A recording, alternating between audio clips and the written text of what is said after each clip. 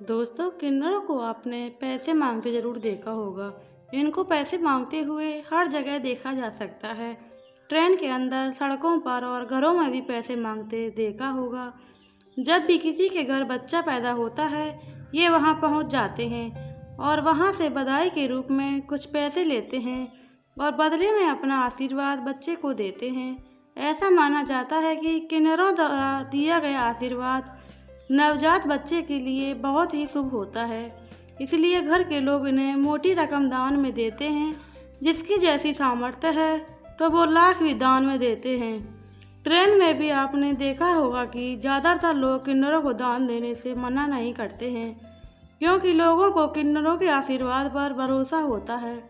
क्या आप जानते हैं कि इस बात में कितनी सच्चाई है कि क्या सचमुच किन्नरों के द्वारा दिया गया आशीर्वाद फ़ायदेमंद होता है? इससे जुड़ी एक कथा रामायण में मिलती है। जब भगवान श्री राम वनवास जा रहे थे तो अयोध्या की सारी प्रजा उनके साथ वनवास जाने लगी थी, लेकिन भगवान राम ने सभी से वापस लौट जाने को कहा। तब सभी नर नारी अपने अपने घर वापस चले गए।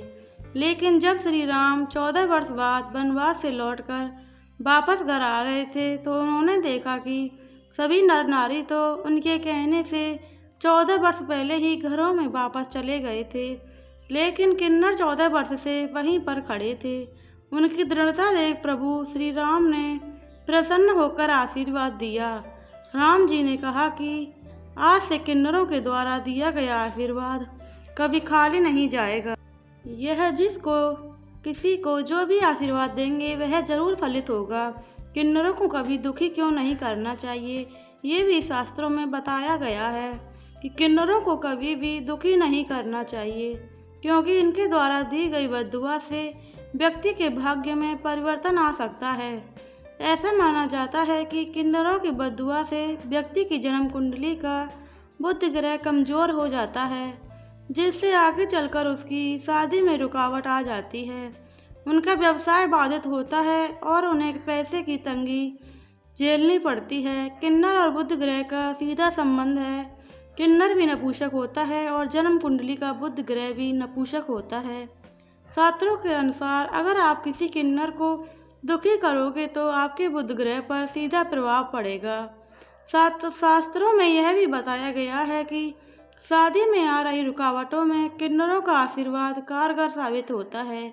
अगर किसी की शादी में रुकावट आ रही है तो वह किन्नरों से दिए गए आशीर्वाद से इन रुकावटों को दूर कर सकता है।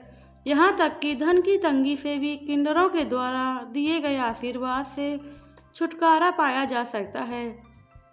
अगर किसी के बच्चों की शादी नहीं हो रही है या उसमें रुकावट आ रही है तो ज्योतिषी शास्त्र में इसका एक उपाय बताया गया है कि जो किन्नरों के आशीर्वाद से जुड़ा है।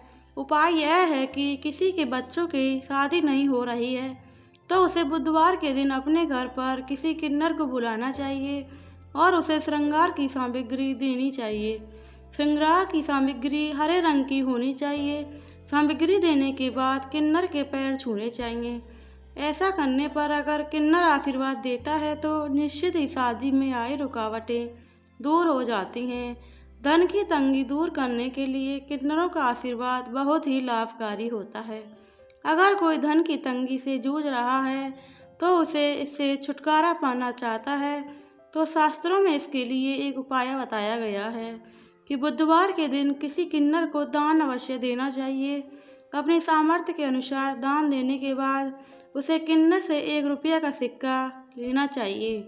किन्नर से लिया गया 1 रुपये का अपने तिजोरी में रख देना चाहिए और फिर इस उपाय के बाद उसकी तिजोरी कभी खाली नहीं होगी। प्लीज़ दोस्तों, वीडियो अच्छी लगी हो तो वीडियो को लाइक करें, चैनल को सब्सक्राइब करें, कमेंट करें और वीडियो शेयर करना बिल्कुल ना भूलें।